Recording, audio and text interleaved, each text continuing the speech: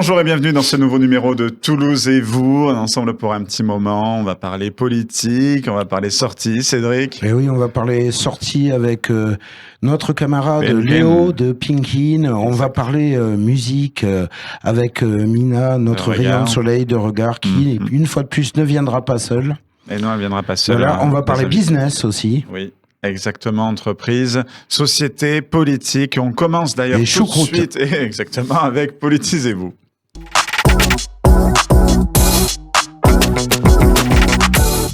Et dans Politisez-vous, nous recevons Pierre-Nicolas Bapt du Parti radical de gauche. Bonjour Pierre-Nicolas. Bonjour à vous deux. Merci de l'invitation. On va pas se mentir, parce que d'habitude je dis vous, mais là on se connaît très bien avec Pierre-Nicolas. Ça peut dire on s'envoie des vidéos le matin, enfin surtout moi. Dis pas tout. Qui se réveille avec ça, peu cher, mais voilà, on va parler du Parti radical de gauche, expliquer ce que c'est, expliquer l'évolution, parler politique. Et Cédric voulait poser une première question. Moi, c'est là-dessus où je voulais partir. On va pas se mentir, les gens se désintéressent le plus de la politique et tout. Donc il y a plein de gens qui savent pas forcément ce que c'est le Parti radical de gauche. Dans un endroit où tout le monde se dit qu'on est de plus en plus envahi par les islamo-gauchistes, ils vont croire que vous êtes des gens de gauche, en plus des gens radicaux et tout, machin, qui allaient prendre les armes.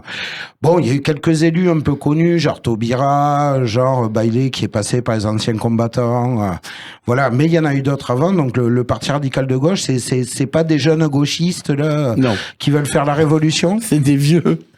Non, c'est le plus vieux parti de France. Enfin, nous sommes l'émanation à gauche du plus vieux parti de France, qui a été créé en 1901.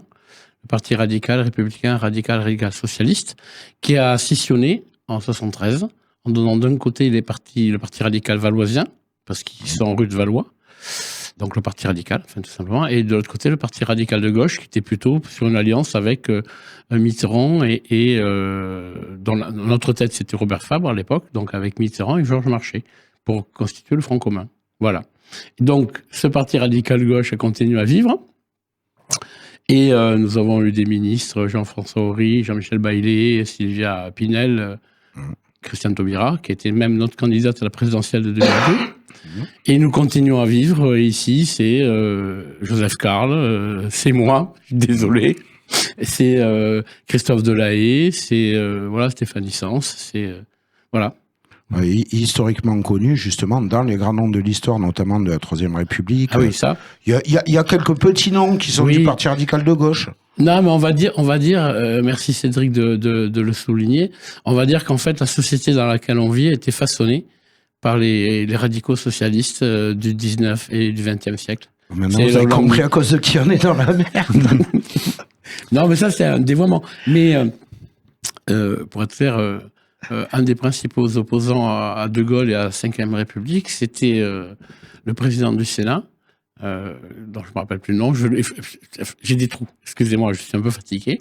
Et voilà, on s'est toujours situé dans la politique en ayant au cœur, d'où le nom radicaux, en ayant au cœur la République, une indivisible, et pas forcément d'ailleurs, comment dire, plutôt girondine que jacobine. D'ailleurs, je tiens à le souligner. Et le mot radical vient de racine, en fait. Donc, pour nous, la racine, c'est la République. Enfin, une des racines, mais la racine, en fait. La grosse racine, la racine principale, c'est la République, voilà. Là, les radicaux de gauche ont sorti une carte que n'ont pas sorti les autres. C'est qu'il y a eu des élections, il y a eu des législatives. Oui. Les gauches, les socialistes, les Verts, la les France Insoumise, les communistes. Exactement. Se sont réunis autour. Alors, NUPS, puis NFP. Ouais. Au sein de la NUPS et NFP. Mais nous, pas les radicaux de gauche. Non, nous avons refusé le comité exécutif, parce qu'on a aussi une assemblée nationale interne, s'est réunie à 94%. Nous avons refusé de rentrer dans la NUPS. Et donc, nous avons présenté des candidats sur pas mal de circonscriptions, au moins pour porter un message politique qui était un peu différent de ce qui était porté par la NUPS.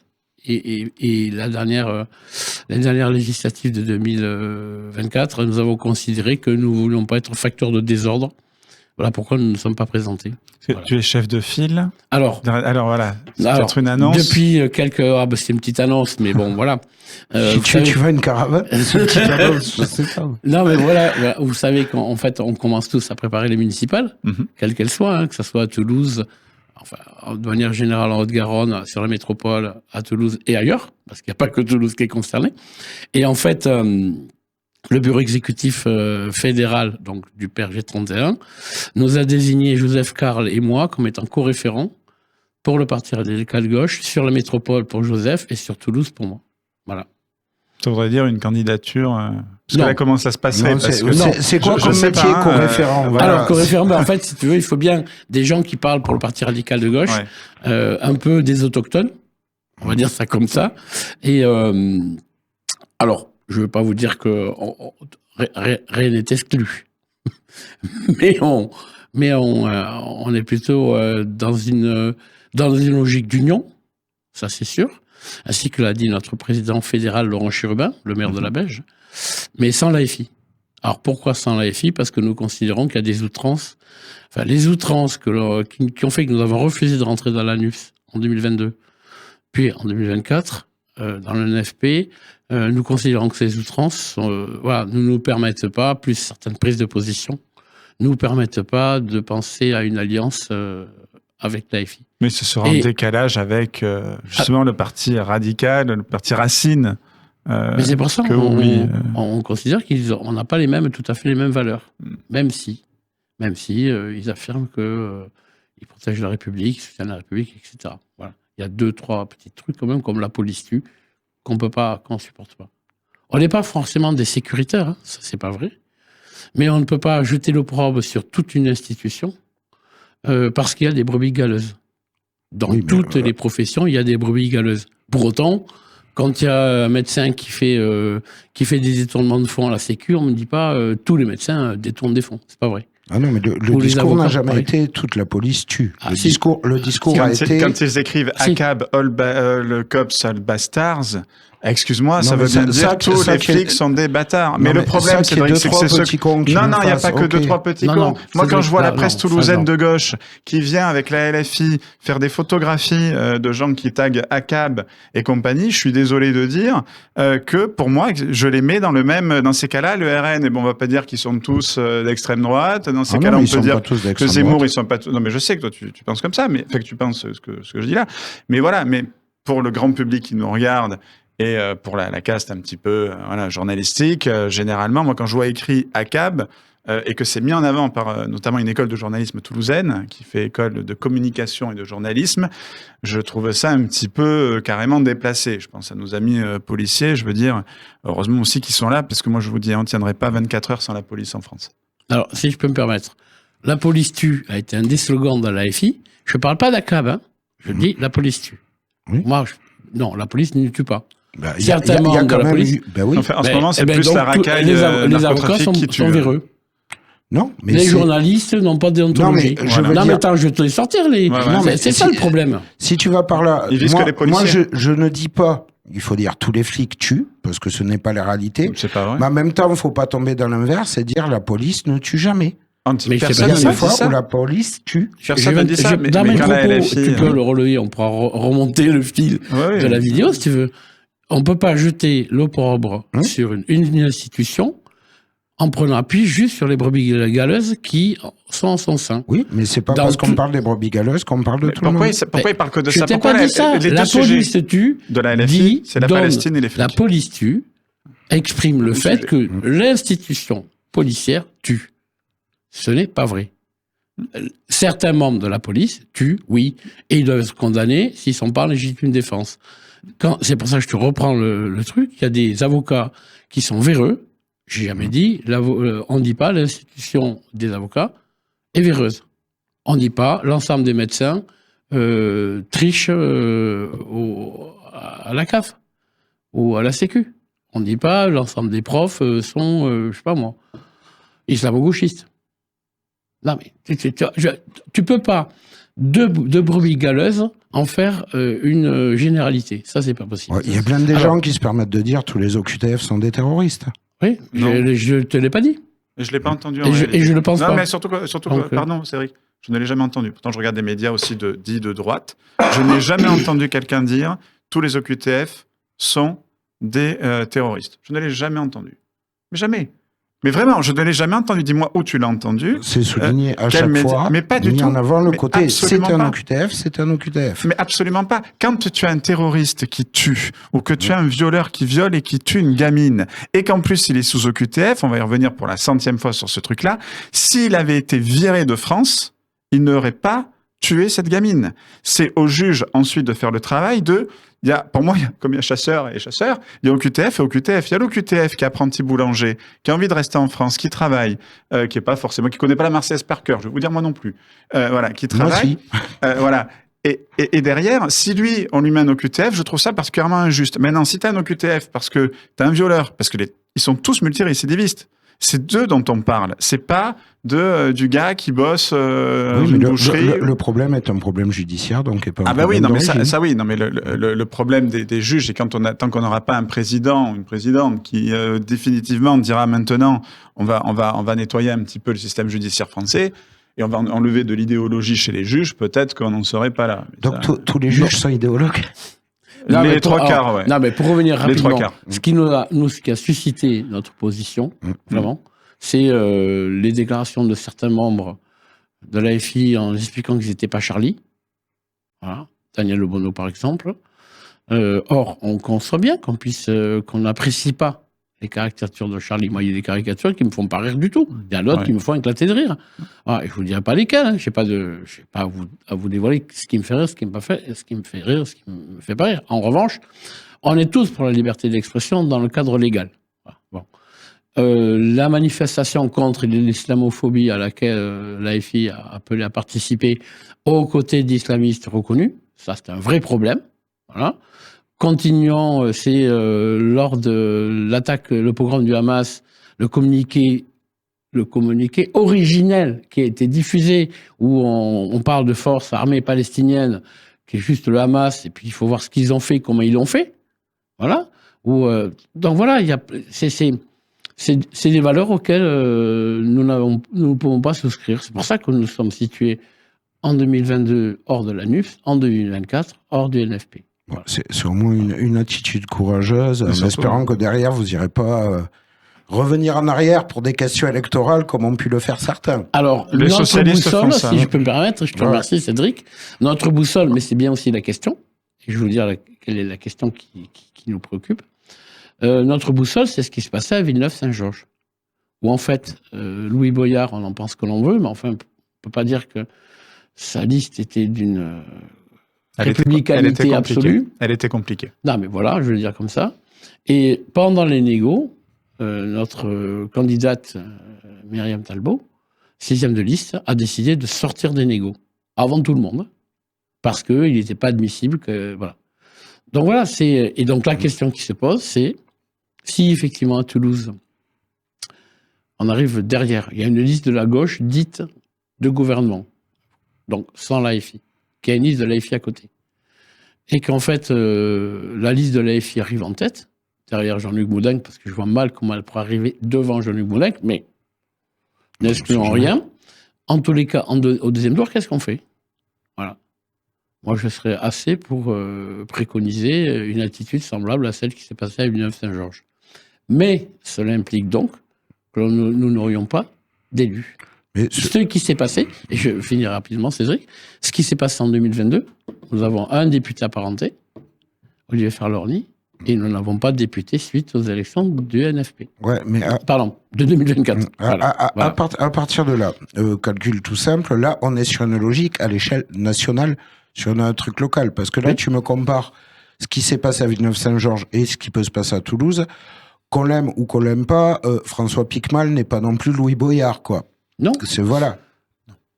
Mais justement, je te dis, je t'expose, je peux pas te le dire mieux, hein. Je t'expose un petit peu la problématique.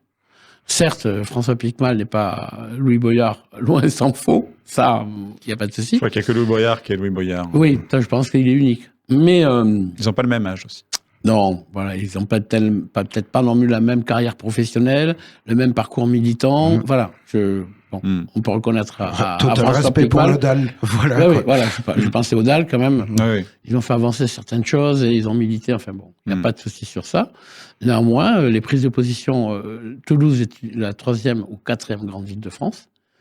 Et donc, les prises de position seront politiques, plus que municipales. Et donc, se pose pour nous un vrai problème. Je vous le dis très, très, très sereinement. Hein. Mais ce problème de savoir si on sort ou pas de la liste entre les 2 tours pour pas fusionner avec la liste FI, dans le cadre où il y aurait une liste de gauche hors LFI au premier tour, et qui arriverait derrière LFI, ce qui impliquerait donc, si on sort la liste, que nous n'ayons aucun élu municipal, ce qui fera quand même que depuis 18 ans, ou 15 ans, nous n'avons plus d'élus radicaux de gauche. On verra s'il y a une liste à gauche et ce qui s'en dit. Il me semble que on en saura un peu plus dans les Toulouse et vous à venir. Oui, nous avons quelques invités. Et je peux aussi évoquer ça rapidement. Nous, notre position, c'est de dire que tous les candidats déclarés, ou qui pourraient l'être, et on va les passer en revue, un candidat du Parti Socialiste, le PC dit qu'il pourrait faire une liste, ça fait 2. Génération, Isabelle Hardy dirait qu'elle pourrait y partir, ça fait 3. Régis Godec dit qu'il pourrait aussi y partir, ça fait 4. Là-dessus, on ajoute Nadia Pelfig, société civile, Romain Cugive, un peu parti, un peu société civile, ça fait 6. Ah, il y a Romain qui va aussi. Ouais. Oui. Ouais. Ça fait on va 6 avoir beaucoup prétendants. d'émissions à faire. Trop de chefs. Je suis pas en train de vous dire, voilà, mais nous aussi, à la limite, je pourrais. Alors, nous pourrions avoir l'attitude en disant, tous les chefs de file, et en excluant quand même un peu Nadia dans le raisonnement que je vais vous proposer, tous ces chefs de file ont été partie prenante de l'ANUF et du NFP, tous. Sauf Nadia, qui a justement remis sa démission du PS en 2022, et nous, pas du tout. Il n'y a aucune raison. Enfin, pourquoi ne pas envisager que justement quelqu'un qui n'était ni NFP ni NUPS ne pourrait pas solidariser ou faire un ensemble cohérent derrière lui. Pour éviter de se mettre Carole Delgado, peut-être? Non. Un ensemble Cohen-Rang. Voilà. Non, mais elle était facile. Elle était facile. Voilà. Ceci étant dit, c'est vrai qu'avec Pierre Cohen, l'ensemble des forces politiques était uni, dites de gauche. Voilà. Donc pourquoi Il a été maire. Tout est pas dire tout est envisageable. Mais on pense à beaucoup de choses. Et pour revenir à ce qu'avait dit Lucas Duval un jour, oui, c'est vrai que nous avons des groupes de travail. Et nous avons être radicaux de gauche. Ça me fait rire de le dire, mais c'est vrai. Ben, nous travaillons aussi à l'élaboration d'un programme sur 3 axes, mobilité, sûreté publique et environnement. On va dire ça comme ça. Voilà. On l'a dit, il y a une scission justement des radicaux historiquement parlant. Il me semble qu'il y a une volonté de se remettre avec son ex à un moment donné. C'est là que vous êtes aperçu, comme dirait une copie d'amour, faut pas ravaler son vomi, que l'idée de se remettre avec son ex, c'était pas forcément bonne. Je vais vous expliquer pourquoi très rapidement. L'élection d'Emmanuel Macron a fait que donc ni de gauche ni de droite, et de gauche et de droite. Hein. C'était les 2 slogans, les 2 gimmicks, on va dire. On fait que la plupart des militants et radicaux de gauche et radicaux valoisiens, donc dits de droite, ont été aspirés par la dynamique Macron. Et donc les instances dont je fais partie, heureusement ou malheureusement, on pensait que ça serait peut-être intelligent à un moment donné qu'on réunisse ces 2 partis radicaux pour en faire, pour faire le grand parti radical, républicain, radical socialiste, mais on pensait à faire quelque chose. Donc oui, effectivement, j'étais à la tête du PRG 31, j'ai amené ma fédération à la constitution d'un nouveau mouvement, le mouvement radical social-libéral. Et puis au bout de 2 ans, on s'est aperçu que ça marchait vraiment pas. Donc je fais partie aussi des 16 nationaux qui ont décidé de sortir du MRSL pour reconstruire nos propres forces, départementalement parlant. Et donc à cette occasion, en sortant du MRSL, j'ai été réélu président de la fédération du PRG 31. Je ne dois pas trop nul. Et vous n'avez personne d'autre? Ça, c'est possible aussi, qui voulait s'y coller. Ouais. Voilà. Mais voilà, le but étant de retrouver, de ne pas perdre ses valeurs. C'est toujours notre souci, d'essayer de ne pas perdre nos valeurs. Voilà. Pour te connaître, Pierre-Nicolas, depuis 2 ans, oui. Je sais plus, un petit moment, je vois quelqu'un de passionné en politique. Alors c'est vrai que c'est toujours dur d'interviewer un ami. Voilà, on n'est pas que copains, on est amis, je veux dire, tous les 3 ans. On s'est passé quelques engueulades quand même. Ah ben ça, je vais vous dire. Il n'y a pas de souci. Je vais pas vous cacher, on s'engueule tout le temps, quasiment, mais Pierre-Nicolas c'est un technicien de la politique, un peu comme Jean-Michel Lade d'ailleurs. différent. Mais radical valoisien. Mais c'est-à-dire que c'est ce qui, bien sûr que dans les jeux politiques, il y a le jeu du pouvoir, il y a tout ça, mais il y a aussi le jeu de vouloir réellement rendre service aux citoyens, et c'est ce que je retrouve chez certains politiques dont tu fais partie. Et merci. Mais c'est vrai. Côté femme de rugby, peut-être. Mais qui a ce côté vraiment citoyen. Au sens large, c'est-à-dire de la politique, pas que politicienne. Il y a ce côté technique aussi, beaucoup. T'as des politiciens aussi qui ont le côté citoyen, mais au sens élargi. Ouais. Et là, c'est pas pareil. Mais voilà. Et là, c'est vrai qu'il y a ça. C'est pour ça que je trouve intéressant de faire cette émission. Eh bien, merci beaucoup. Voilà. Donc, qu'est-ce que tu penses de la politique en grand général, de comment elle tourne? Est-ce qu'elle est devenue un petit peu spectacle? Est-ce qu'elle a toujours été plus ou moins? Elle a toujours été plus ou moins spectacle, quand même, hein. Tu vois, si je prends les grands anciens comme Clémenceau, quand même, ils étaient, ou même Pierre Mendès France, hein, c'était quand même la politique, alors pas que spectacle, mais on sait bien que les deux avaient de bons mots, et on appellerait ça actuellement des punchlines, donc ça existait déjà à l'époque. En revanche, l'immédiateté de la chose qui se déroule sur les réseaux sociaux font que c'est de plus en plus spectaculaire au sens que ça donne un spectacle. Et c'est bien ça le problème, c'est qu'en fait, on a toutes et toutes, dont moi, on n'a pas forcément le temps de prendre le recul nécessaire pour avoir une position, je dirais pas modérée, mais réfléchie. On peut avoir une position modérée, ça c'est une chose, mais réfléchie, c'est encore une autre chose. Tu peux avoir une position très dure, mais réfléchie. Tu comprends ce que je veux dire? Voilà. Et enfin, je ne sais pas si je m'exprime bien. Et je trouve que c'est les réseaux sociaux ont dévoyé la vie de chacun d'entre nous, mais la vie publique, la vie politique, la vie privée. Et donc oui, c'est un spectacle permanent. Et c'est vraiment dommage parce que quand tu parles d'élus, moi j'ai toujours cette maxime et que Cédric connaît, mais qui des fois lui hérisse le poil. Si tu t'intéresses pas à la politique s'intéresse à toi. Et ça, c'est le problème, c'est que si on s'intéresse pas à la politique parce qu'on la trouve trop spectaculaire, trop ceci, trop cela, trop machin, trop surjouée, peut-être même des fois, quand même, à la fin du fin, c'est quand même les politiques qui prennent les lois. Voilà. Et qui te les font appliquer sur ton cas perso. Ça va être à nous de leur rappeler qu'en fait, c'est nous, quelque part, qui sommes, on va dire, la DRH, la Direction des Ressources Humaines. Et oui. Pour terminer, peut-être Après, oui, juste un dernier truc rapide, justement, niveau politique. Moi, l'impression que ça me donne, je suis pas le seul, c'est qu'on se retrouve avec un double phénomène. Le phénomène de « je veux faire gagner mon camp », sans penser aux idées qu'il y a derrière. Et il y a certains politiques, on a l'impression que c'est vraiment, ils font, on va dire de la politique Twitter ou de la politique au journal, en mode, tiens, on va ouvrir, alors quel fait divers est là? Le fait divers faisant diversion, comme le disait si bien Bourdieu. Ah tiens, on va mettre ça en avant, comme ça, on va être populaire, quoi. Mais bon, c'est... Et du coup, tu n'as pas de réflexion réfléchie. Tu vois, c'est ce que, tu vois, tu reviens sur... Je préfère à la limite avoir un mec du Rassemblement National en face qui va me dire, voilà, moi je suis raciste, je considère qu'il y a trop d'immigrants en France et tout. Je suis pas d'accord, mais on peut débattre. Il y a un truc. Ça m'arrive encore ce week-end d'ailleurs. Et la dernière question, peut-être, je sais pas si c'était toi qui l'avais trouvé, donc le Toulouse. Tu veux que je la fasse moi? On peut la faire en même temps. Vas-y, je te laisse la faire là. Je te sens. Cédric avait trouvé, chef de file à Toulouse. On est dans Toulouse et vous. Qu'est-ce que c'est le Toulouse ou la Toulouse de Pierre-Nicolas Bapt? Toulouse et vous. En fait. Ouais, c'est vrai. Ouais. C'est une ville apaisée. Alors ça va être dépensif sûrement, mais j'assume. C'est une ville apaisée au sein de laquelle l'ensemble des citoyens, je ne parle pas des communautés, se retrouvent derrière un chef de file, quel qu'il soit, en l'occurrence le maire ou les conseillers municipaux ou les conseillers départementaux. Non pas, ou même régionaux. Non pas pour une politique politicienne, mais pour vivre mieux.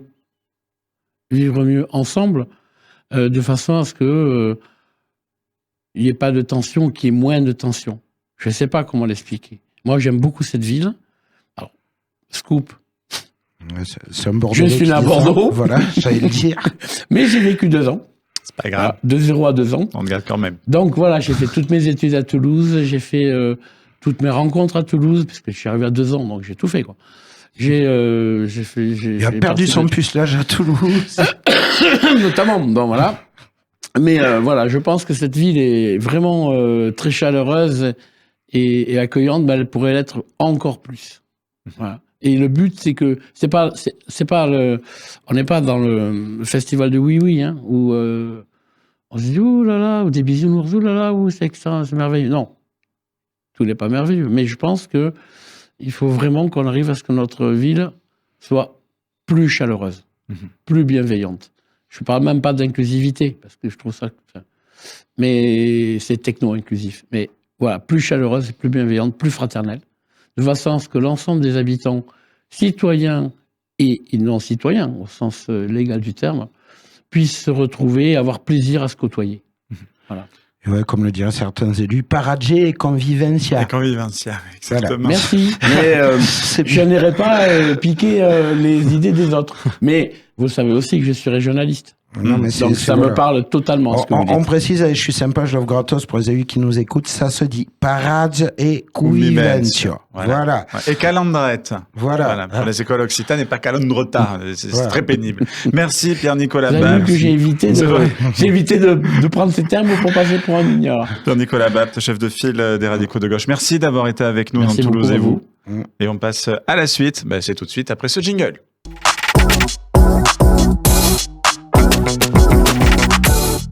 La balade des gens heureux avec Léo. Non, c'est le Papa Pinkin. C'est le Papa Pinkin. Exactement, Léo de Pinkin. Et oui, Pinkin, vous avez l'habitude. Pinkin, c'est l'application pour savoir the places to be. À Toulouse, quel que soit votre goût niveau musique, quelles que soient vos envies. Alors Léo, plein de sorties, des sorties variées une fois de plus cette semaine. Salut les gars, merci beaucoup encore pour cette très belle introduction. Vraiment à chaque fois vous m'impressionnez. Aujourd'hui, oui, j'ai encore de beaux événements à vous proposer pour la semaine à venir. On commence dès ce mercredi avec Chez Tonton, l'institution. Tout Toulousain qui se respecte connaît le bar Chez Tonton. Et aujourd'hui, on a une soirée avec la revanche des régions à vous proposer. Elle se passe de 20h à 2h ce 19 mars. Et en fait, le thème de la soirée, ça va être de représenter au mieux sa région. Il y aura un dress code à respecter en fonction de la région d'où tu viens et des challenges toute la soirée, des animations et le but c'est de récolter ton trophée à la fin afin de porter le plus haut tes couleurs de ta région avec le plus de fierté possible. Donc j'ai pas de doute qu'il y a beaucoup de chauvins parmi nous et qui seront un plaisir d'aller représenter leur région du coup le 19 mars à la soirée La Revanche des Régions chez Tonton. Ensuite, alors là, rien à voir, on part au Nine Club, le complexe à Sesquières avec plusieurs boîtes de nuit. Là, c'est la boîte de nuit du Nine Club qui fait un showcase, le showcase de Meryl, qui est une artiste antillaise et plus précisément de Martinique et qui chante en français et en créole. Donc c'est plutôt du rap. Elle est aussi autrice-compositrice et interprète. Elle a des titres assez connus, donc on invite vraiment à les découvrir sur les réseaux ou sur YouTube. Je pense qu'il y en a quelques-unes qui vont vous parler. Et ensuite la soirée continuera avec DJ Rimka et Mad et Madi, deux DJ aussi sur ces thèmes de musique là, antillais, afro-caribéens. Donc voilà, pour les amoureux de ce style de musique, pas de doute que vous allez vous régaler. Et ensuite, on part encore sur un autre thème parce que le but, c'est de vous proposer, c'est que tout le monde s'y retrouve et trouve son plaisir. Donc là, on part sur une soirée, le Hellfest au Rex Club avec deux groupes de métal de 19h30 à 22h30 et ça se passe le 26 mars. Et cette fois-ci, c'est organisé par les copains Regards. Et donc là, on aura deux groupes avec le groupe Novelliste. Ils sont originaires de Paris et Marseille. C'est un groupe de metalcore et djent. J'espère bien le prononcer. C'est un style de musique que je connaissais pas encore et donc il vient fusionner ce groupe-là la puissance et les mélodies dans leurs interprétations. Le groupe est porté par Camille Contreras, c'est une nouvelle chanteuse. Ça promet un set assez intense. Ils sont accompagnés de leurs instruments percutants et en fait ils ont une basse à 5 cordes et une guitare à 7 cordes. Voilà, c'est très précis mais nous on aime les détails. Et au moins vous avez la ref. Ensuite il y aura le groupe Nervosa, eux qui sont trash et death metal. plutôt dans ces styles-là. Donc on reste sur un événement metalcore, mais avec cette spécificité death metal. Là, c'est un quatuor 100% féminin venu du Brésil. Ça fait du chemin pour venir à Toulouse. Ils sont spécialisés du coup dans le thrash et elles comptent déjà 5 albums ainsi qu'un nouvel EP. Donc pour les amoureux de ce style de musique là, si vous connaissez pas encore ce groupe là, je pense que ça vaut le coup d'aller le 26 mars au Rex pour passer une bonne soirée. Voilà, c'était nos 3 propositions du coup pour les 2 semaines à venir. On espère que vous avez un des événements qui vous correspond. Et si ce n'est pas le cas, on vous invite à aller voir sur l'application qui est disponible à la fois sur Google et sur Apple, sur Android et sur iOS pour checker l'album. Pour checker les événements à venir, je voulais dire l'agenda. C'est vrai qu'on propose aussi des albums photos, mais là je vous parle de l'agenda. Du coup, on répertorie toutes les soirées à venir et en fait, vous pouvez vraiment filtrer en fonction de vos goûts musicaux, la tranche d'âge que vous voulez. Si vous voulez avec des gens de votre âge, si vous voulez faire la fête avec des trentenaires, des quarantenaires, des gens, bon pas des mineurs, hein, on propose pas des soirées entre mineurs encore, mais voilà, il y a vraiment de quoi personnaliser au mieux votre recherche pour vraiment tomber sur la soirée qui vous correspondra le plus. Merci beaucoup Léo, en tout cas d'avoir été avec nous. Et plein de sorties, et on vous l'a dit, si vous n'avez pas trouvé votre bonheur, il est forcément sur Pincan. Exactement, sur Pincan. On passe à la suite dans Toulouse et vous.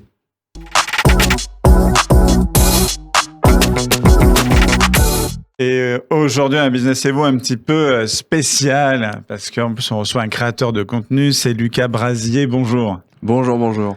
Alors Lucas Brasier, on le connaît par YouTube, notamment, on va en parler.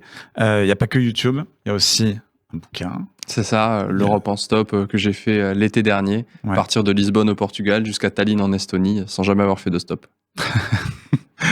On va en parler.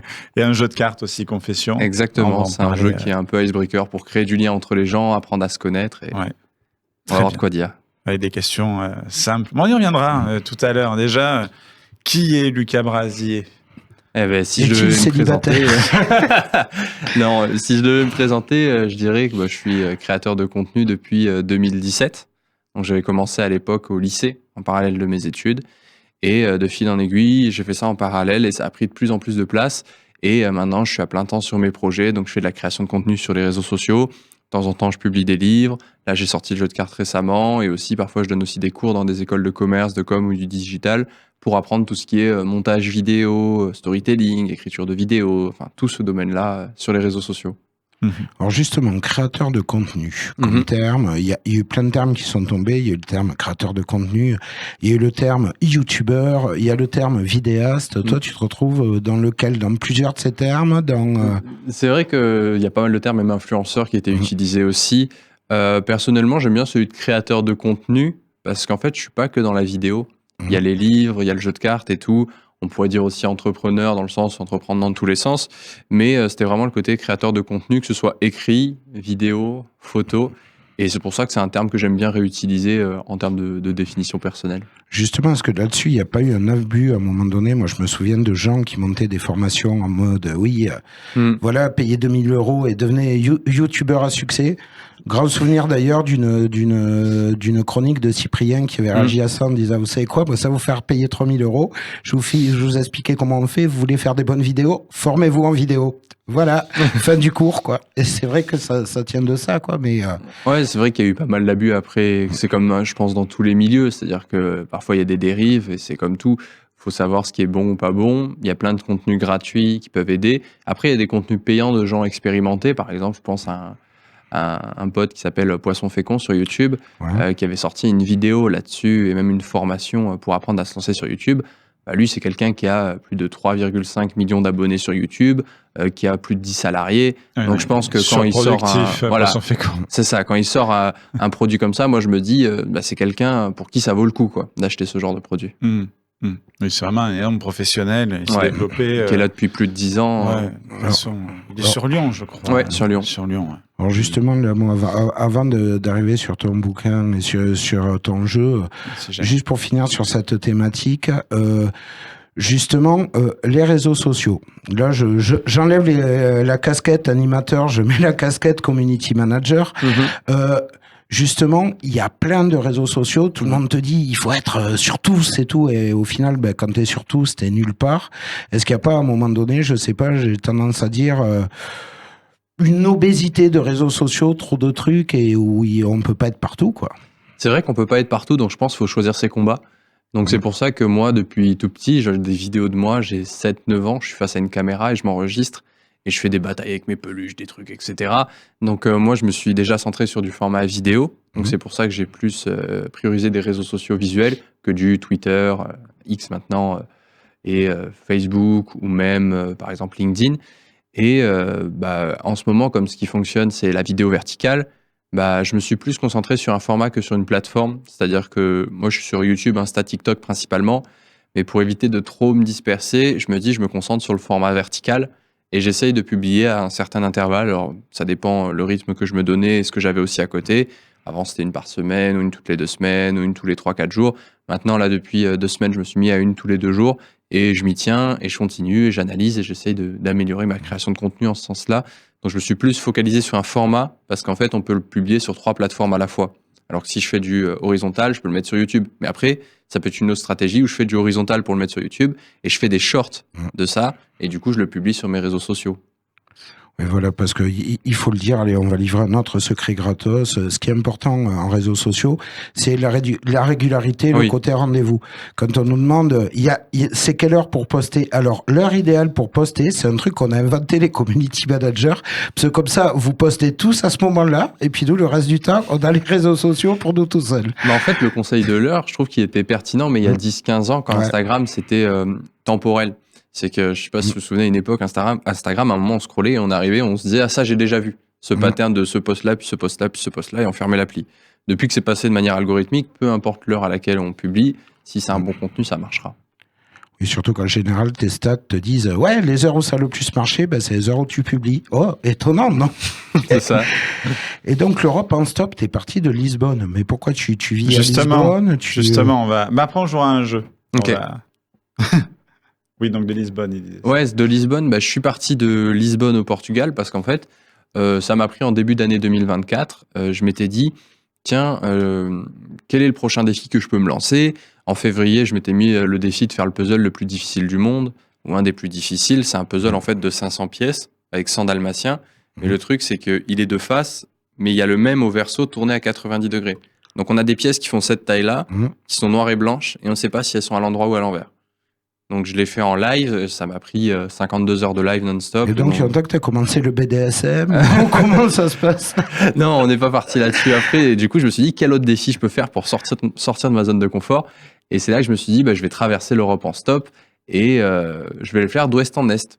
Mais j'avais jamais fait de stop avant. Et là, j'ai eu 2 choix. Est-ce que je m'entraîne en faisant un Toulouse-Paris avant ou autre chose? Ou est-ce que vraiment, première expérience, c'est pour faire toute l'Europe? Et je me suis dit, let's go, première expérience, c'est pour faire toute l'Europe.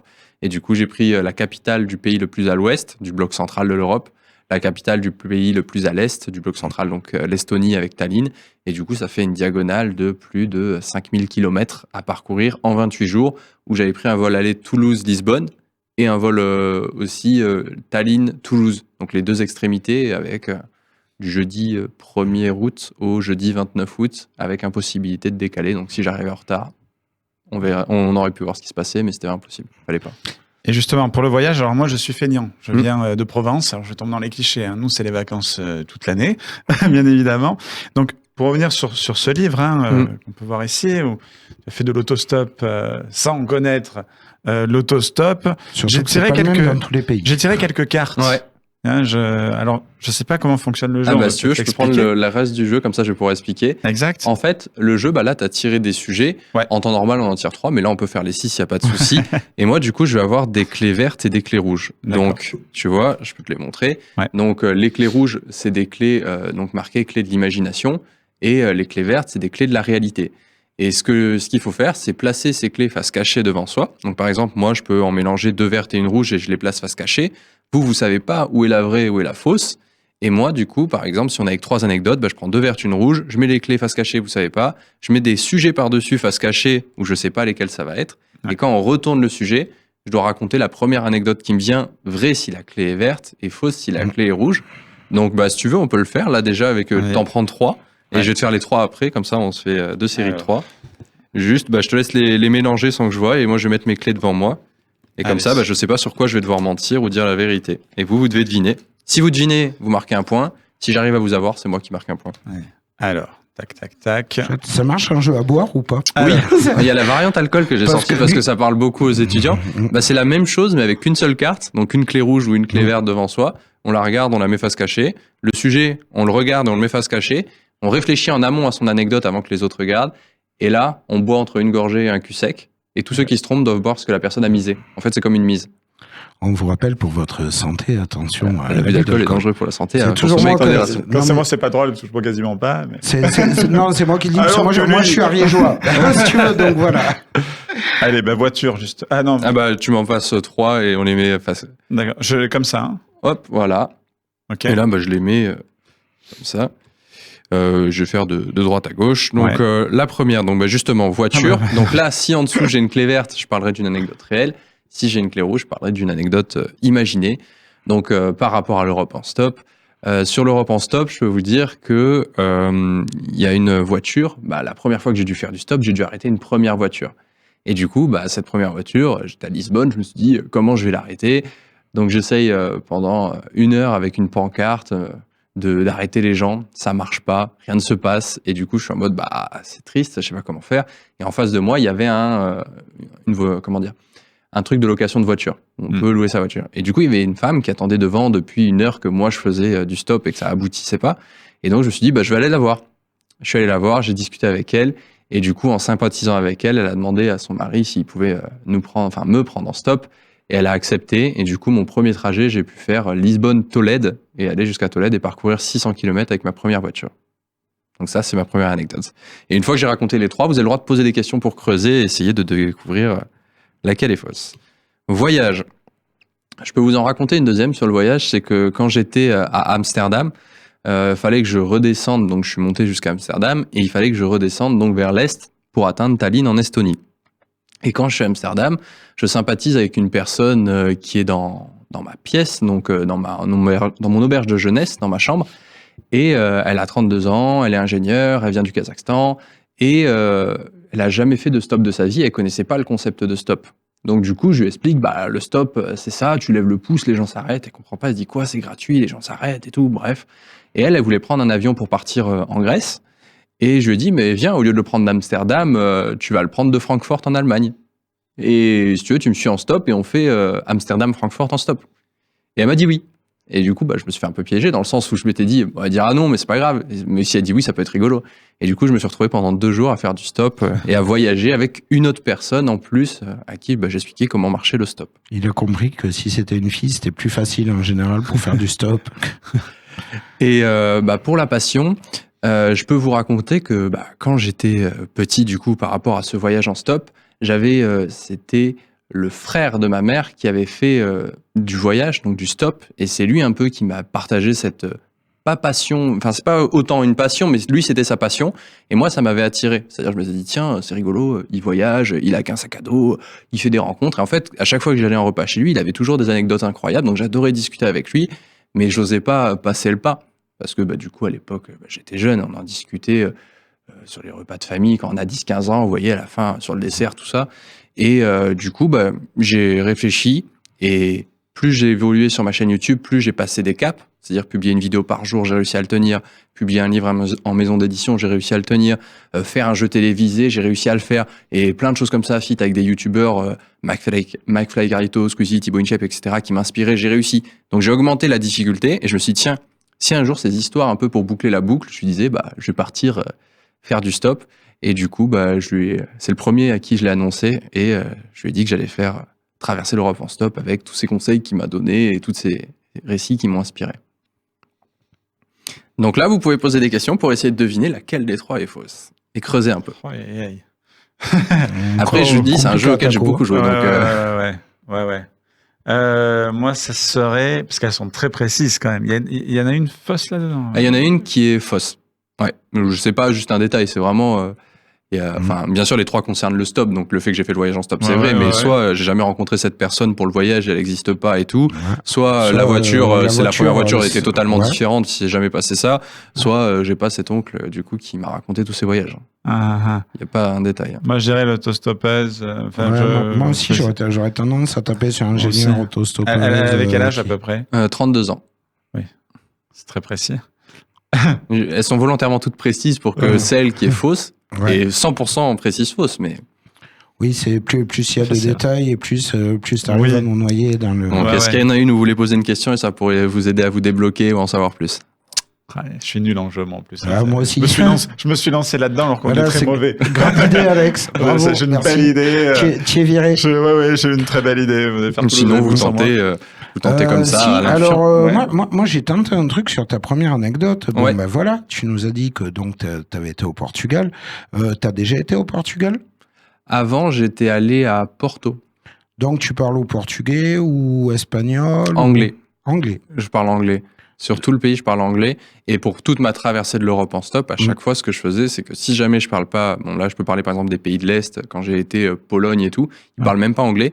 Donc, ce que je faisais, c'est que j'avais Google Traduction, je parlais en français et ça traduisait en russe ou en polonais en fonction de la langue qu'ils parlaient. Alors, quand tu es parti de Porto, tu voulais aller vers où? Alors, de Lisbonne. Ouais, de Lisbonne, pardon. Je voulais aller vers l'Est. J'avais pas de destination précise, c'est-à-dire que je suis à gauche, il faut que j'atteigne la France parce que je vais forcément passer par la France et l'Espagne. Donc je veux n'importe quelle voiture qui m'emmène à l'Est et du coup, ces personnes allaient à Tolède. Tolède, c'est en bas quand même. Hein.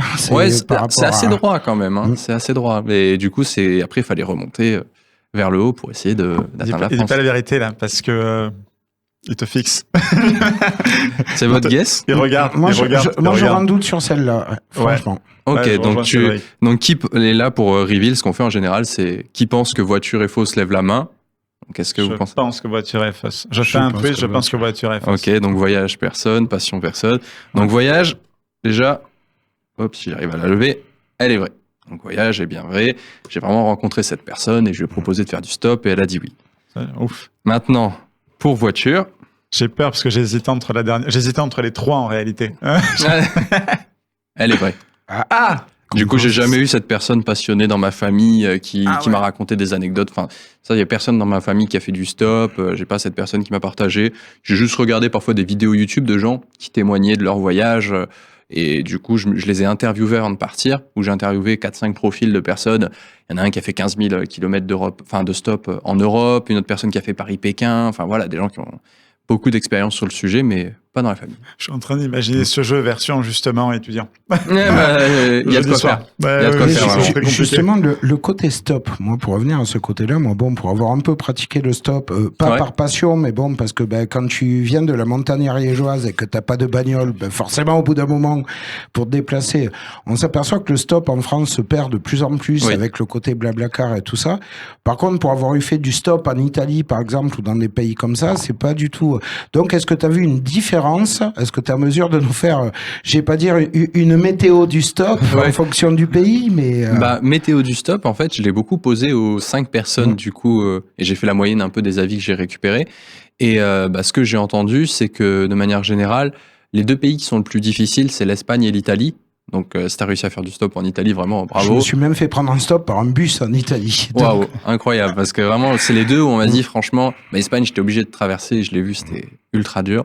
Et Italie, je voulais pas y descendre parce que je savais que j'aurais du mal à remonter. Et l'Espagne, c'est parce qu'il y a eu des affaires criminelles en rapport avec des autostoppeurs. Et du coup, dans l'imaginaire collectif, prendre quelqu'un en stop, ça peut être synonyme de « il m'arrive des problèmes ».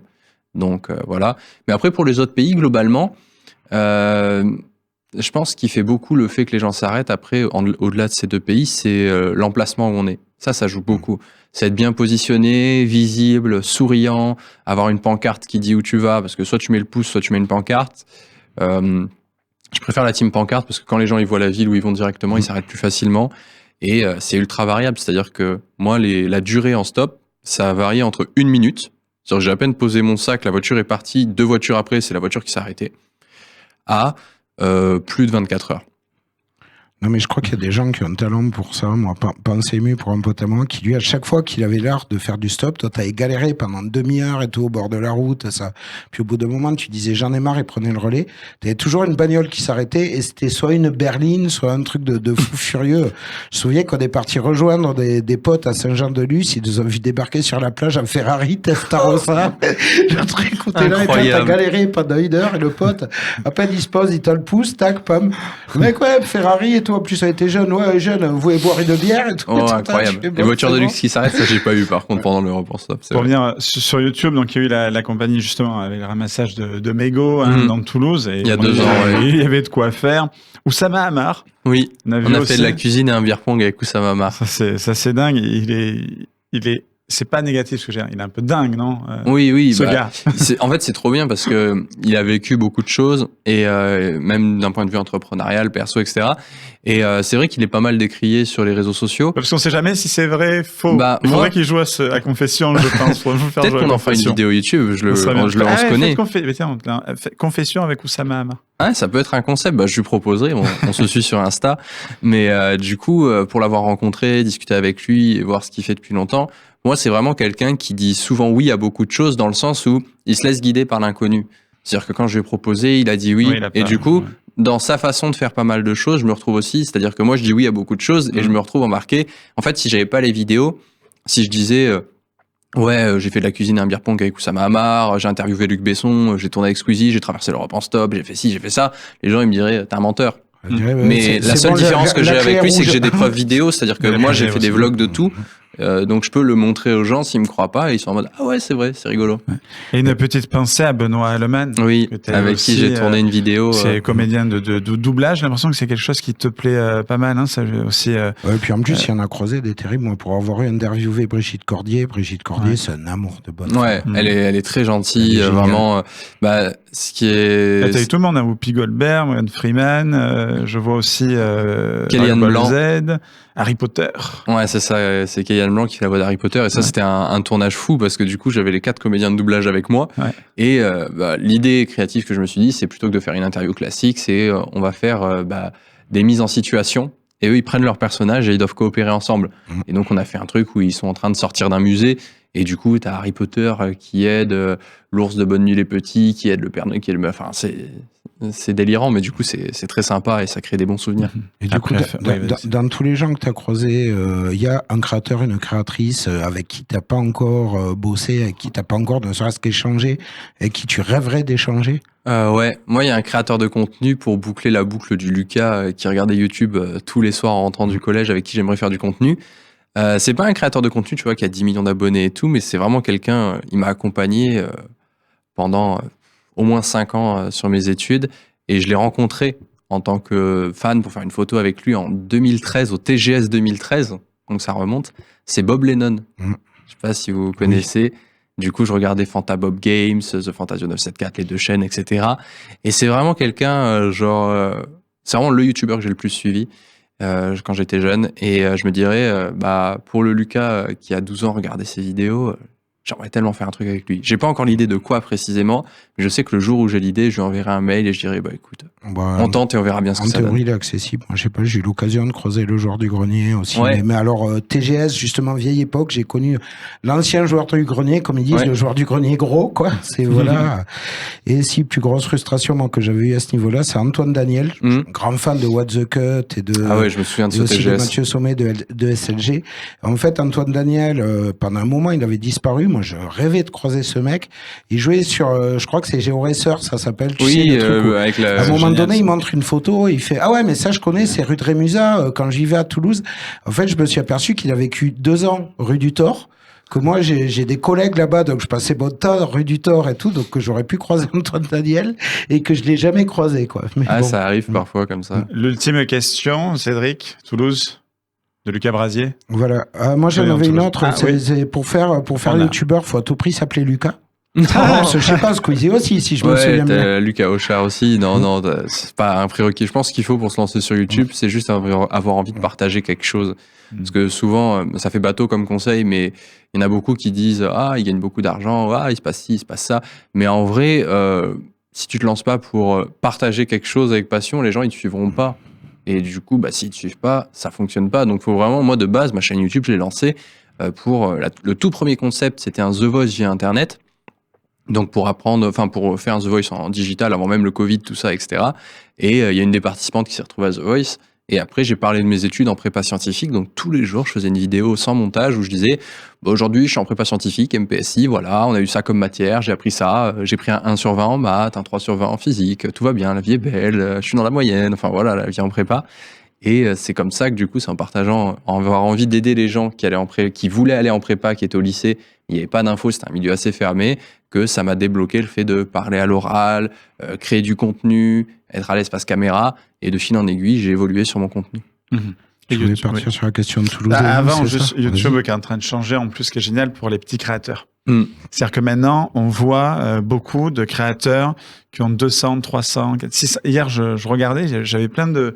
Alors au début, on dit, peut-être parce que selon nos recherches, donc YouTube maintenant est en train de mettre en avant justement un petit peu les nouvelles têtes de YouTube, peut-être pour évoluer, pour changer, pour que les gens se lancent en se disant, je vais pas abandonner, je fais 50 vues, 100 vues, mais en fait maintenant, elles sont mises en avant. Donc YouTube évolue ici de ce côté-là. Je trouvais que c'était important de le dire et de féliciter YouTube pour ça, parce que ça va aider justement aussi les plus petits créateurs qui se lancent à pouvoir percer. C'est le moment. Je vous le dis tout de suite. Si vous voulez vous lancer, c'est maintenant. Lancez-vous tout de suite. C'est tout de suite. C'est vrai que ça, c'est l'onglet accueil, du coup, au niveau des recommandations. Avant, il n'y avait que les plus gros, comme tu disais. Bien sûr. Et maintenant, le fait qu'ils aient diversifié les profils, ça permet à tout le monde un peu d'avoir sa chance. Et pour faire partie des membres créateurs shorts, donc c'est quelque chose que YouTube organise et qui est encadré aussi par Google. Du coup, on est 5000 créateurs à être accompagnés. Donc, on a un peu parfois les updates qu'il va y avoir en avance, ils nous expliquent. Et on voit qu'il y a vraiment cette envie et cette dynamique de laisser sa chance à tout le monde. C'est-à-dire, c'est pas parce qu'il y en a qui sont déjà préétablis, installés, que c'est eux qui vont continuer de perdurer. C'est s'il y a des bonnes idées qui viennent de ceux qui se lancent ou de ceux qui débutent, pourquoi pas les aider à aller plus haut et à se développer encore plus. Exact. C'est vrai. On avait dit, la dernière question d'habitude, c'est Toulouse et vous. Moi, j'ai pas envie de la tourner comme ça de suite. D'habitude, on t'aurait demandé ce que tu ressens sur Toulouse, qu'est-ce qui t'a marqué à Toulouse. L'Europe et toi, quel pays t'a marqué justement sur ce périple? Les pays, déjà, j'en ai traversé 11 ou 12 de mémoire, donc ça fait un bon paquet. Les pays qui m'ont marqué, ce qui m'a beaucoup marqué après, c'est aussi les gens dans les pays. Dans les villes après qui m'ont marqué vraiment, où je me suis dit waouh, il y a la République tchèque, Karlovy Vary. Je me suis retrouvé, pour l'anecdote, j'étais en Allemagne, j'étais à une station d'aire d'autoroute et je cherchais à faire du stop. Et ça fait 2 heures que j'en fais, ça marche pas. Je vais manger un sandwich dans l'aire d'autoroute, je ressors. Et en ressortant, je croise un couple et j'entends parler français. Et du coup, j'ai 2 secondes de réalisation parce que personne parle français et j'entends du français. Je me dis quoi? Et je me retourne vers eux et je leur explique la situation. Et ils me disent, écoute, on va à Karlovy Vary, si tu veux venir avec nous. Je sais pas ce que c'est, je regarde sur Google. Ils me disent, c'est là où ils ont tourné James Bond Casino Royale. Je fais, bon, d'accord, on va y aller, on va voir. Et vraiment, c'est une ville qui est incroyable. Enfin, ça fait vraiment un côté ville. Déjà, c'est une ville très colorée. C'est une ville qui est perdue un peu dans la montagne. Et c'est très calme, c'est très reposant, c'est très apaisant. Ça fait vraiment un côté, pour ceux qui regardent un peu les films Studio Ghibli et tout, le côté La Piuta, dans Le Château dans le ciel. C'est vraiment ce côté, on dirait une ville qui est déconnectée. Et c'était vraiment ultra coloré, magnifique. Et je pense que c'est une des villes où j'ai eu le plus gros waouh. C'était pas du tout prévu que je passe là. Je connaissais même pas son existence. Et pourtant, j'ai envie d'y retourner et de me dire, c'est vraiment une ville de déconnexion, quoi. C'est une surprise du stop. En tout cas, l'Europe en stop. Un livre, bien évidemment, à trouver. Et le qu'on jeu. peut retrouver dans toutes les bonnes crèmeries, je suppose, le livre. Oui, il est aussi également disponible du coup sur Amazon pour le commander. Et le livre, et le jeu Confession, on peut le retrouver sur le nom du site confession-game.com ou sur mes réseaux sociaux Lucas Brasier. Le nom et le jeu est disponible dans le lien en bio. Voilà. Donc, à vous de jouer, j'ai envie de dire. Merci beaucoup, Lucas Brasier, d'avoir été avec nous dans Toulouse et vous. Avec plaisir. Merci beaucoup pour le prochain défi. Ouais. Allez, let's go. Ça marche. Vous regardez Toulouse et vous. On passe à la suite.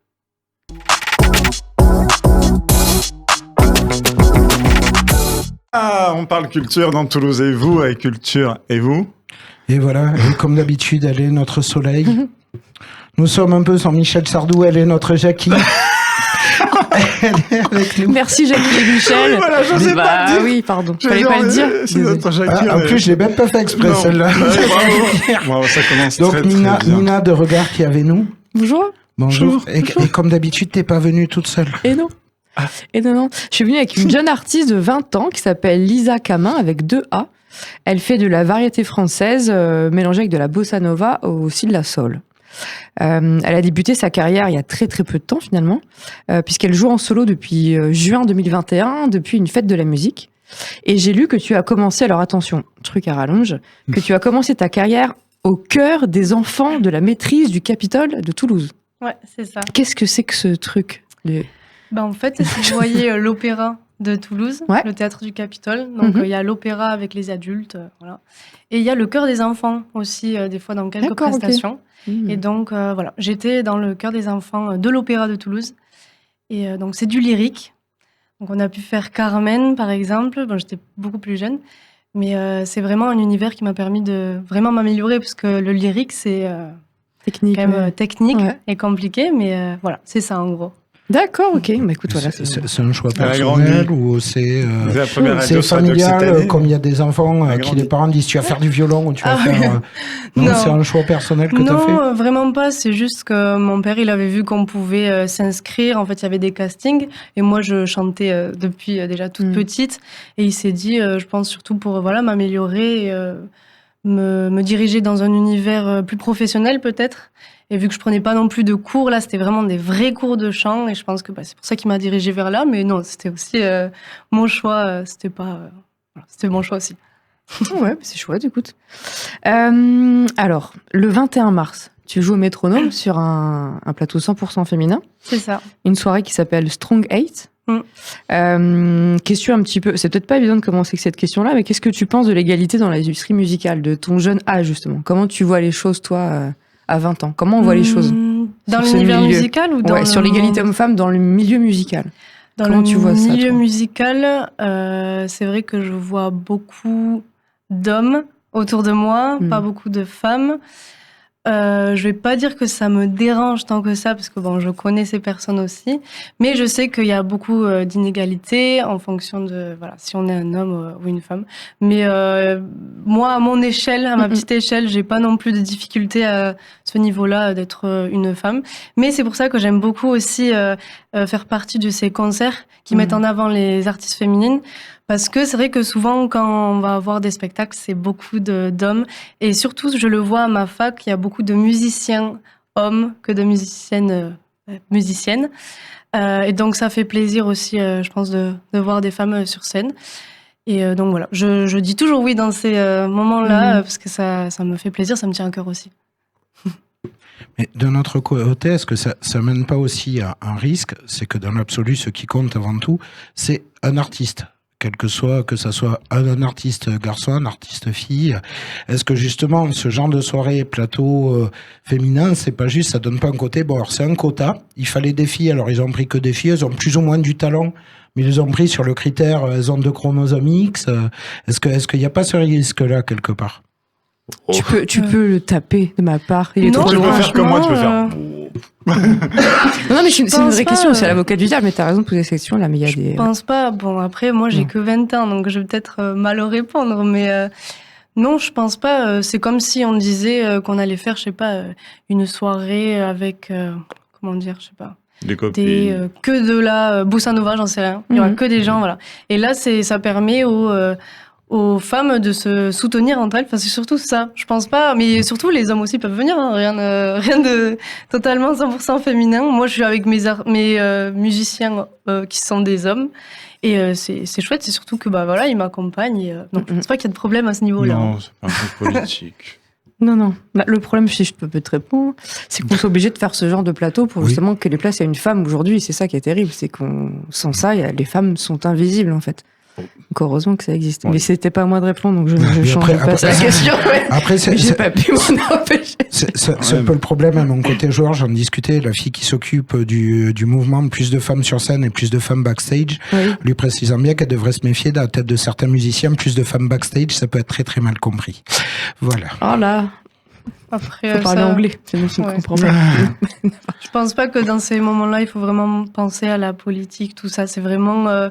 Il faut penser à l'artistique, se faire plaisir et voilà, soutenir des artistes avant tout, parce qu'on est surtout toulousaine aussi. C'est un beau plateau de femmes avec des grandes voix. Et voilà, c'est ça. Tu as raison, c'est ce qu'il faut retenir. En 2022, j'ai vu que tu avais joué au pré-show d'Énergie Music Tour devant 80 000 personnes. Oui. Comment tu as appréhendé de jouer devant autant de personnes si tôt dans ta carrière? 80 000 personnes, quoi. Ça fait du monde, hein. Ça fait du monde, surtout que c'était aussi diffusé avec des grands écrans, là. Ah bah oui, donc il y avait encore plus de monde. Mais, comment j'ai... En fait, je m'en rendais pas compte jusqu'au jour précédent, quoi. J'étais surtout impatiente parce que, aussi jeune, bon, déjà que je suis quand même jeune, j'étais encore plus jeune. Je me rendais pas compte de tout ça et pour moi c'était qu'un rêve, donc voilà, pour moi ça allait pas se passer. Et c'est vraiment le jour où j'ai fait les balances sur la scène, que j'ai vu mes danseurs, et que j'ai commencé à voir les personnes arriver, je me suis dit ah oui, c'est quand même très sérieux ça.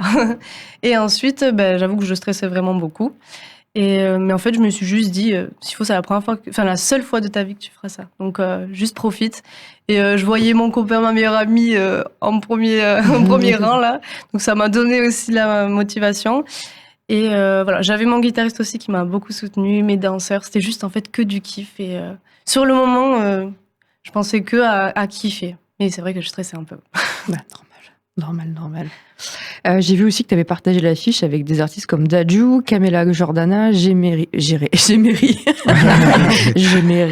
Frérot. Et donc nous avons vu Sexy, bonjour. Tu n'as pas le même orthophoniste que Mina, nous l'avons vu. Jérémy Lecause. Amir, j'arrête pas depuis ce matin, j'arrête pas d'inverser les lettres. Ou Amir, question complètement débile, lequel est le plus sympa, le plus bien, le plus bienveillant, j'arrive pas à parler. Est-ce qu'il y en a qui t'a donné un conseil qui te sert aujourd'hui? Alors, dans tous les artistes que vous avez cités, en fait, mis à part Amir, c'était tous les artistes qui faisaient partie du Énergie Music Tour, donc je leur ai pas vraiment parlé. Mais c'est vrai que Amir, lui, j'ai partagé la scène avec lui en décembre 2022, il me semble. Et en fait, c'était un concours que j'avais gagné. J'étais trop contente. J'ai chanté avec lui au Zénith de Pau. On a chanté Carousel. En fait, j'ai chanté avec Indila et là, il a invité des artistes. Et juste un accueil. Je parle de lui parce que du coup, c'est celui avec lequel j'ai le plus parlé. Mais hyper bienveillant. Vraiment, son équipe, c'était...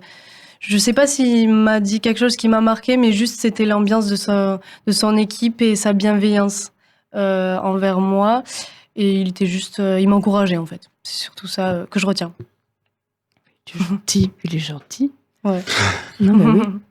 Est-ce qu'il y a un titre que tu aurais rêvé d'écrire ou d'interpréter? Oula.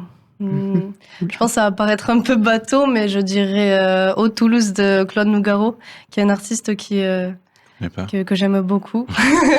T'imagines? Donc je pense qu'en tant que Toulousaine, c'est un peu bateau de dire ça, mais j'adore cet artiste, donc je pense que je dirais ça.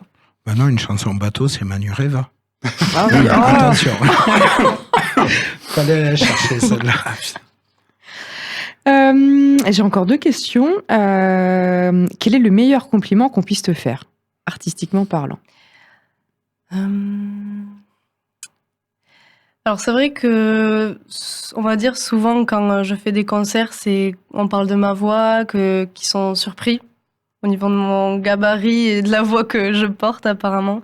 Mais quand on me fait un compliment sur une composition, je pense que ça me touche encore plus sur le fait, la chanson que je vous interprétais après, une chanson que j'ai écrite pour mon grand-père, et quand je vois que ça touche d'autres personnes, je pense que c'est le plus gros compliment que je peux avoir. Ouais. Chouette. Et j'ai vu aussi que tu jouais dans beaucoup d'œuvres caritatives, sur des concerts engagés. Il y a une œuvre en particulier qui te tient à cœur, ou tu as envie de nous parler là ce soir? Je sais pas de... Oui, c'est vrai que j'ai chanté pour beaucoup d'associations, pour des enfants malades, pour les femmes aussi. Mais l'association Maillot pour la vie me tient à cœur aussi, puisque je les connais depuis très longtemps et j'ai fait beaucoup de concerts avec eux. Mais franchement, toutes les associations... c'est quoi un Maillot pour la vie? Parce que moi, je connais pas. Un Maillot pour la vie, donc c'est une association qui va venir aider les enfants malades et leurs familles Donc ils vont appeler des sportifs, il y a Antoine Dupont, il y a surtout des Toulousains, voilà. Et donc des artistes aussi. Et donc ils font souvent des concerts caritatifs, voilà, pour avoir des fonds et aider les enfants. Et du coup après organiser donc des sorties avec les enfants. Donc des fois ils vont voir des matchs, voilà. Il y a plein de trucs comme ça, mais c'est pour aussi qu'ils sortent un peu de l'hôpital. Et j'avais aussi, je sais plus, je crois que c'est à l'hôpital de Montaudran. En fait, pour Noël, il y avait un Père Noël et nous, on était là en tant qu'invités, on faisait des petits jeux avec eux. Donc voilà, c'est pour un peu sortir de ce quotidien-là de l'hôpital. Bon, c'est pour les aider. C'est chouette. Moi, je reviendrai bien sur ton processus de composition. Donc, tu composes une partie de tes musiques, tu composes les paroles. Est-ce que tu es du genre studieuse, c'est-à-dire tu te dis, tac, tu te prends un moment où tu t'arrêtes, tu bosses, ou alors en fait, est-ce que c'est l'enfer pour ton copain de vivre avec toi parce que tu as toujours un carnet à côté du lit, tu te réveilles à 2h du mat pour écrire un truc ou franchement, ça dépend, mais ça fait pas longtemps non plus que je compose, donc je dirais que je suis entre les deux. Parce que je prends toujours le carnet avec moi, en fait. C'est vrai que je le prends toujours avec moi, mais j'aime bien avoir des moments. C'est vrai que ce serait plus les airs que je trouverais comme ça, un peu avec ma guitare, vite fait. Et après, j'aime bien me caler pour écrire, penser, imaginer sur un sujet sur lequel je veux parler. Donc d'abord la musique, après les paroles. Ouais, d'abord, c'est vrai que je fais la guitare depuis beaucoup plus longtemps que ce que j'écris. Parce que c'est vrai que j'ai toujours fait de la reprise depuis toute petite et je m'étais jamais mise à l'écriture, pardon. Et donc c'est vrai qu'écrire c'était un peu plus dur pour moi. Donc d'abord je vois à la guitare ce qui m'inspire, la mélodie, et ensuite j'écris sur ce que je ressens. T'as bientôt un EP du coup qui va sortir ou... C'est ça, j'ai mon EP qui sort au printemps là, 2025. Bon, j'ai pas encore la date, mais ça arrive bientôt. Oui, parce que le printemps là, c'est quand même bientôt. Ah oui. Ouais. Ça serait donc dans l'idéal fin mai, on aimerait. Ok. Parce que c'est quand même un EP solaire, donc on aimerait le faire vraiment avant l'été. Donc voilà. Tu sais qu'en général, quand on part sur ce genre de sujet, il y a toujours la même question qui revient, justement. Sur quel support ? On est de plus en plus sur un côté support dématérialisé, MP3, Deezer et compagnie. Alors certes, c'est très bien, parce que ça réduit les coûts et tout, mais il y a un côté objet qui n'y est pas. Donc ton EP, il sort comme virtuel ou il y aura aussi l'objet, entre guillemets. J'ai vraiment le projet aussi de le sortir en CD. C'est vraiment quelque chose que je voulais, parce que même moi, en fait, aujourd'hui, dans ma voiture, j'ai pas de Bluetooth, j'ai le CD. Donc, pour moi, je trouve ça vraiment important, et je trouve ça chouette aussi de proposer un CD et qu'à la fin du concert, quelqu'un peut partir avec le CD. Et bon, même, je vois mes grands-parents, même tati et tonton qui sortent des CD encore. Et j'aimerais aussi avoir un petit merch que je dévoilerai plus tard. Mais voilà, j'aime bien cet aspect du truc physique, quoi, de le garder. Ouais. Alors, petite question peut-être indiscrète ou gênante, tu as le droit de ne pas répondre. Oui. J'ai peur. J'ai une angoisse. Ça fait 17 ans que je le connais, j'ai une angoisse. On l'a dit d'ailleurs, on va en profiter pour le saluer, parce que nous, on le connaît, c'est un collègue à nous, on l'a dit, il y a ton papa qui t'accompagne pas mal Stéphane. Dans tes projets. Stéphane, ton papa, il est animateur chez Énergie. Est-ce que c'est un atout ou un handicap ? C'est-à-dire, est-ce qu'il n'y a pas certains qui vont se dire, ouais, non mais attends, c'est normal, c'est la fille à Camin. Bon, on s'en fout de ce qu'elle fait musicalement, elle monte parce que c'est la fille à Camin, quoi. Alors, moi, à cette question, je répondrai. Déjà, il y a des avantages, parce que bien sûr, il a son réseau, et grâce à lui, je peux rencontrer du monde. Mais sur sa radio, il aime pas non plus trop parler de moi. Il a ce truc de pas vouloir... me suivre, je veux dire, jusqu'à son travail. Mais en tant que papa, il me suit, mais il veut pas non plus trop en faire. Donc non, que des avantages quand même. Okay. C'est pas... Et très présent justement aussi, qui t'accompagne. Ça, moi, peut-être que ça a évolué, je sais pas, je me rappelle à tes débuts, c'était assez, ce côté très famille qui ressort. C'est ça, important. C'est vrai que mon père, il me suit depuis le début. Toute ma famille, je dis mon père parce que c'est lui qui me suit dans les concerts, mais sinon toute ma famille me suit. Mais oui, mon père, vu qu'il est dans cet univers-là, c'est sûr qu'il savait dès le début peut-être vers qui s'orienter, surtout. Et voilà, mais c'est vrai qu'on a un esprit très famille dont je vais parler d'ailleurs dans mon EP, qui est très présent dans notre famille, c'est sûr. et dont tu dois même nous parler dans une chanson. Vous avez vu ce sens de la transition? On parlera de pourquoi la bossa, un style musical génial. Voilà, tout simplement. Mais vraiment, je dis pas ça, mais c'est vrai. J'adore la bossa. Et donc, qu'est-ce que c'est, quoi que tu vas nous chanter? C'est comme à l'école des fans. Donc aujourd'hui, je voulais vous présenter ma toute première composition qui est sortie il y a bientôt 1 an déjà. Elle est sortie le 14 avril, donc c'était le jour de l'anniversaire de mon grand-père, qui n'est plus là aujourd'hui. Mais voilà, c'est pas une chanson trop triste non plus. C'est surtout une chanson là où je voulais dire que je pense toujours à lui, je sais qu'il est toujours là. Parce que ce grand-père, donc c'est le père de mon papa, qui était artiste lui aussi, donc il faisait de la peinture, il faisait aussi un peu de musique chez lui, du piano. Et donc c'est vraiment lui qui m'a initié, moi, ma sœur, mais ma cousine aussi, à l'art en général, à la culture. Et donc dans cette musique, voilà, je parle de lui. Et elle s'appelle Toujours là. On va s'écouter ça, non? Tout de suite dans Toulouse et vous.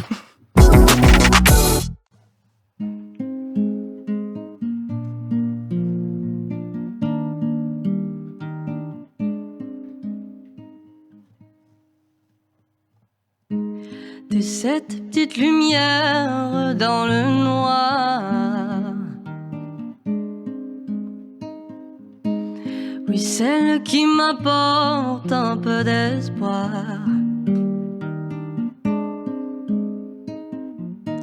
Je me rappelle que d'un petit bout de toi me regardes-tu de là-haut? Es-tu fier de moi? Où que tu sois, on se retrouvera. Où que tu sois, t'es toujours là. Toujours là, là, là. Toujours là, ne t'en va pas. Toujours là, là, là. T'es toujours là et je le sais, je te vois. Qu'importe la trace, qu'importe l'endroit.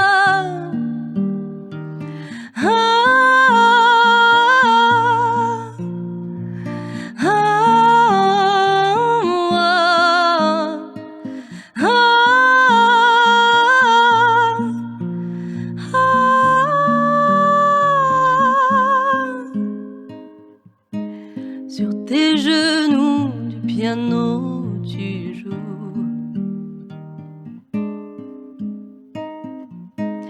On construisait le monde autour de nous.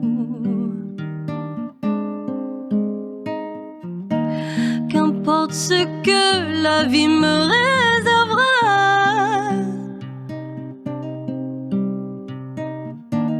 je marcherai toujours dans tes pas. Où que tu sois, on se retrouvera. Où que tu sois, t'es toujours là. Toujours là, là, là. Toujours là, ne t'en va pas. Toujours là, là, là. T'es toujours là et je le sais, je te vois. Qu'importe la trace, qu'importe l'endroit. T'inquiète pas, faut pas que ça te préoccupe.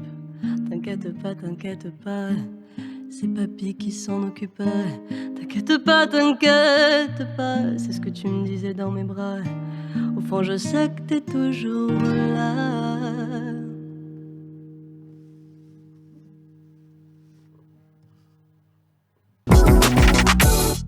Bravo Lisa Camin, bien évidemment. On a de bossa. D'où est venue cette idée de la bossa justement, parce que particulier. Alors la bossa nova, c'est vrai que c'est juste des sonorités qui me plaisent beaucoup au niveau des percussions, et il y a beaucoup de guitare aussi. Donc vu que je fais de la guitare, ça m'a attirée, je pense, à premier abord, quoi. Et aussi, c'est chanté en brésilien, en portugais du Brésil, et mes grands-parents sont portugais du Portugal, c'est pas pareil, mais je pense aussi que ça m'a un peu emmené sur ce chemin-là. C'est joli. C'était ça ou le fado, quoi. C'est ça. Mais voilà, je fais de la bossa nova écrite en français, donc c'est aussi un univers différent. On te retrouve sur les réseaux sociaux.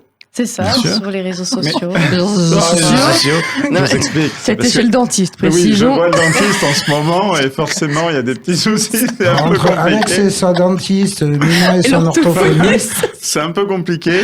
La question rituelle, peut-être, du Toulouse. Je te la laisse, parce que c'est toi qui as eu l'idée au départ. Donc... Ouais, mais oui, mais je suis comme ça. J'aurai un César, ce qui est sa salade. Lisa Camin, Toulouse et vous. Toulouse et toi. Toulouse, c'est quoi pour toi? Toulouse, déjà, c'est la ville dans laquelle je suis née. Une ville que j'apprécie beaucoup, où j'ai passé de super moments. Et voilà. Une ville très inspirante aussi. Donc voilà, pour moi, Toulouse, c'est surtout ma ville, en fait. Moi, c'est le téléphérique. J'ai jamais pris le téléphérique. Il est génial. Ah oui, à éviter après un floc de Gascogne. J'ai vu le premier truc. Par Charlie Martin Junior d'ailleurs. Le premier truc en téléphérique, les gens ils sont restés coincés en plein été pendant 2 heures. Du coup, je veux plus le prendre. Moi, quand je vois comment le métro il est en panne 3 fois par jour.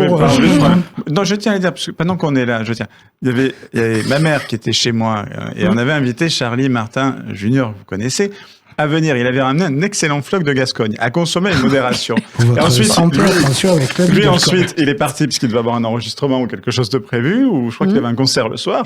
Et ma mère me dit si on allait tester le téléphérique. Après s'être bien mis avec du floc de Gascogne. Voilà, donc je vous le déconseille fortement parce que ça tangue un téléphérique. Voilà, et après le floc. Et oui, à éviter à prendre après une petite. Vous avez vomi? Non, mais j'étais pas loin. C'était le conseil santé d'Alex. J'essaye de le repeindre, voilà. En tout cas, donc ne pas boire du floc avant de prendre le téléphérique. Ouais. Merci Charlie pour cette découverte du floc de Gascogne. Merci au téléphérique pour avoir failli donner un moment unique, en tout cas, que nous avons aujourd'hui dans Toulouse et vous, qui se termine sur ces paroles. C'est une belle fin d'émission. Merci beaucoup, Mina, de nous avoir amené Lisa Camin. Merci Lisa pour l'invitation. Très beau live. Très moi, je veux pas qu'on arrête. Et moi non plus, mais Cédric. Non, mais pourquoi on se retrouve après. On va faire quoi? On va faire quoi faire? Je sais pas. Je sais pas, une pause. Comment? Allez, on passe à la fin. Merci beaucoup d'avoir été là. Merci à l'équipe technique de l'émission. Voilà.